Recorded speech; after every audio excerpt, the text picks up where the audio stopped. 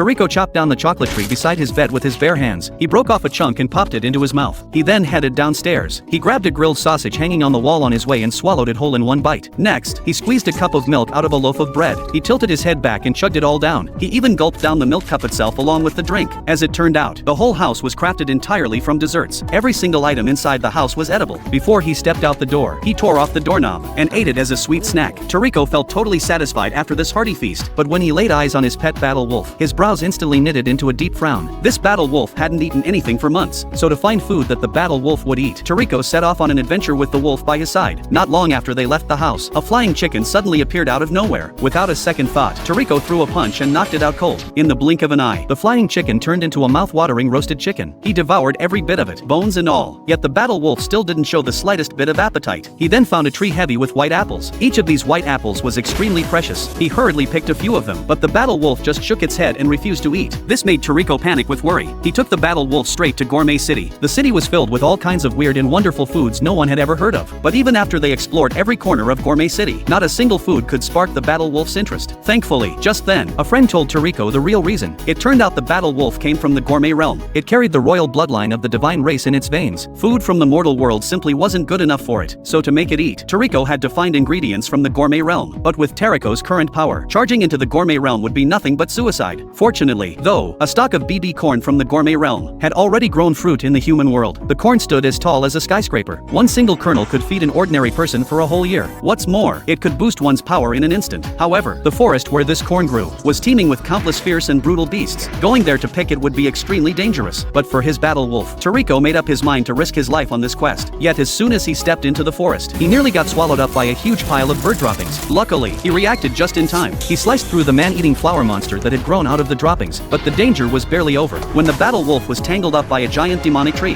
Toriko originally wanted to use this to awaken the royal bloodline inside the battle wolf, but he just couldn't bear to watch it suffer. He immediately unleashed his fighting aura. The demonic tree was so scared that it let go of its branches right away. Once it broke free, the battle wolf charged at the top of the demonic tree to attack, but it was swatted away hard by the tree's giant branch. In this moment of desperation, the battle wolf finally sensed the royal bloodline within itself. It started sprinting wildly along the demonic tree's branches. Sparks flew from the rapid friction, setting the demonic tree on fire in an instant. Just like that, the battle wolf, with its bloodline awakened, defeated the demonic tree effortlessly. Toriko then climbed up along the remains of the demonic tree. The second he broke through the tree's canopy, he finally found the BB corn he'd been desperately searching for. But even though the corn was right in front of him, Toriko tried with all his strength and still couldn't pull it loose. Seeing this, he leaped onto the back of the cornstalk. He gathered all his power and tensed up, ready to strike.